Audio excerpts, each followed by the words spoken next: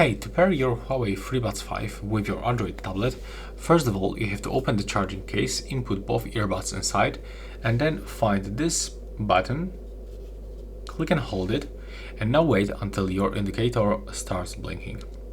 Then you have to release this button and put it close to your tablet. Now go to the settings, open the Bluetooth settings, and turn it on by tapping on this switcher. Next, from the available devices list, you have to select your Huawei FreeBuds 5.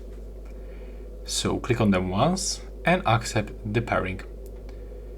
And also you can use the Huawei AI Live application. So I'm gonna show you how it looks. I have this application on my phone. Here it is, and you can find some additional features of these earbuds.